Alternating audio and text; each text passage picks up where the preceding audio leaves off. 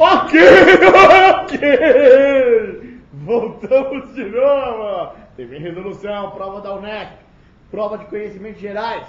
Prova realizada dia 16/12, agora, para corrigir a parte de história, meu grande amigo Roger de Caveman. Questões 49, 50 e 51. Fala, Tony. Tudo bom? Roger? Tudo bom? Muito boa tarde a todos e todas nessa chuvosa tarde de... Que dia é hoje? Quarta-feira. Estamos aí reunidos para a resolução da prova da Unesp, essa que foi realizada ao longo dessa semana. Então, vamos lá, prova de conhecimentos gerais, parte de história. Como tem sido bastante usual, os vestibulares costumam tratar o conteúdo de história sempre começando com uma questão de antiguidade, sempre ocidental, raramente a gente tem antiguidade oriental sendo cobrada. Nesse caso, antiguidade ocidental, especificamente Grécia. Aliás, eu acho que num balanço geral dos vestibulares que a gente tem corrigido, que você pode acompanhar aí pela TV Resolução, Grécia foi muito mais corriqueiro nesse ano do que Roma.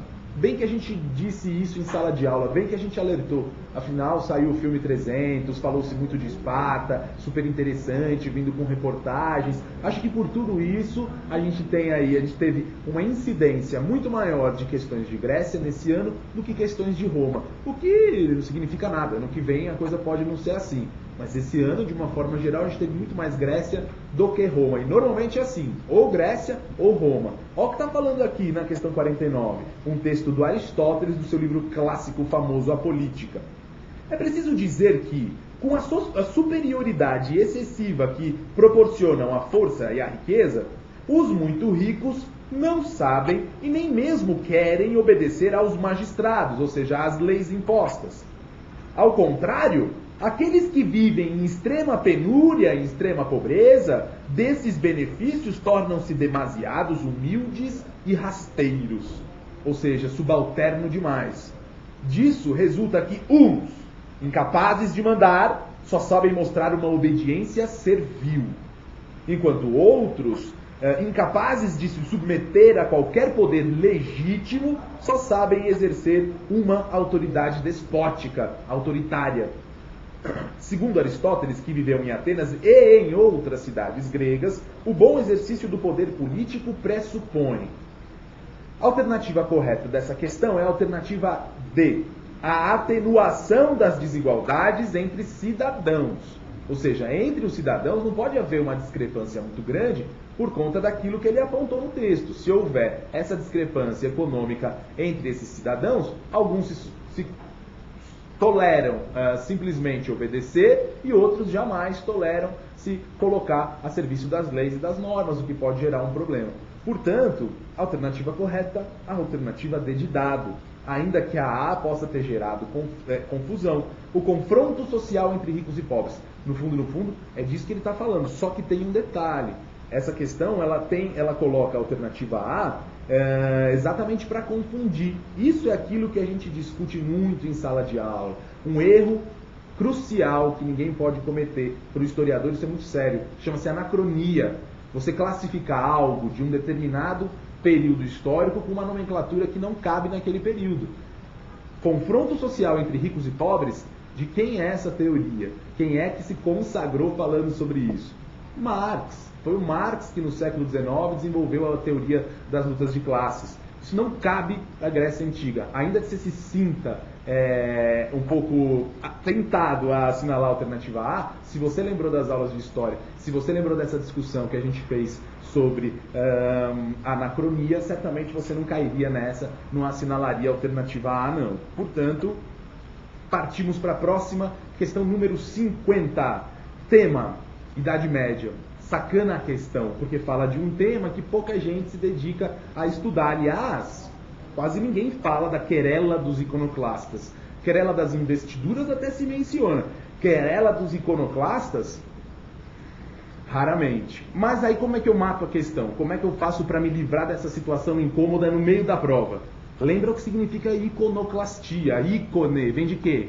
Culto, adoração às imagens. Iconoclastia é a crítica ao culto das imagens. Portanto, qual a alternativa que melhor se encaixa no contexto da questão?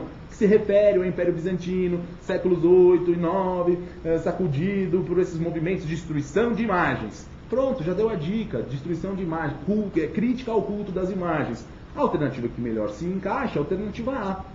Derivou da oposição do cristianismo primitivo ao culto que as religiões pagãs greco-romanas devotavam às representações plásticas de seus deuses. O que significa isso?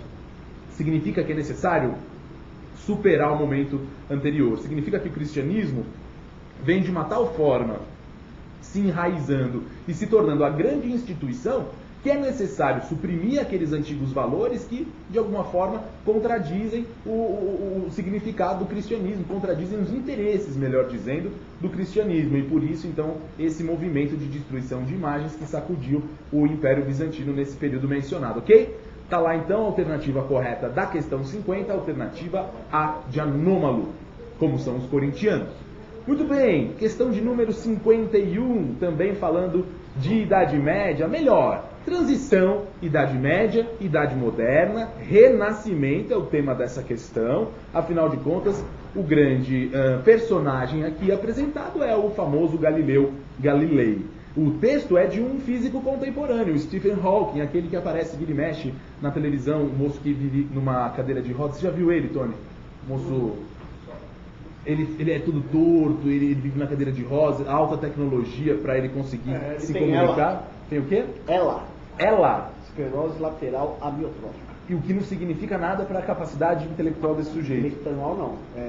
Motora. Nada mais motora, realmente. Impressionante a capacidade desse físico, ele é mega, ultra, rara, respeitado, e ele escreveu sobre o Galileu. Galileu, talvez mais do que qualquer outra pessoa, foi o responsável pelo surgimento da ciência moderna. O famoso conflito com a Igreja Católica se demonstrou fundamental para a sua filosofia. É dele a argumentação pioneira de que o homem pode ter expectativas de compreensão do funcionamento do universo e que pode atingi-la através da observação do mundo real. Olha que barato, então.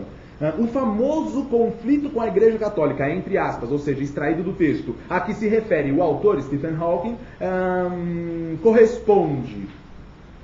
Qual seria o famoso conflito com a Igreja que Galileu se envolveu? Todo mundo sabe, e quem assistiu às aulas do Roger lembra muito bem. Ele foi o sujeito que defendeu a teoria heliocêntrica, primeiramente defendida pelo Copérnico.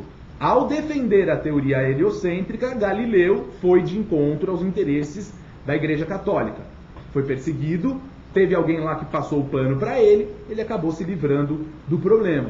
Ou seja, alternativa correta B, ao julgamento de Galileu pela Inquisição, obrigando-o a renunciar publicamente às ideias de Copérnico. Qual ideia? Heliocentrismo, teoria heliocêntrica, o Sol como centro do universo e não mais a Terra, como até então se propagou, se acreditou. Tá certo? Encerro assim o primeiro bloco de 3 questões de História da Unesp desse ano de 2007 para o vestibular 2008. Vamos lá, Tony. Passo-te a bola. É isso aí. Cursinho pré-vestibular é aqui no Instituto Enfio. Lembre-se que para o ano que vem, no ano de 2008, temos aí já as inscrições abertas para a turma do extensivo. Claro que não é só extensivo. Ao longo do ano nós temos a turma também do extensivo, a turma de maio. Temos também a turma do semi de agosto, a turma do intensivão e até mesmo o curso preparatório para o Enem. Então, daqui a pouquinho, mais resolução na TV Resolução.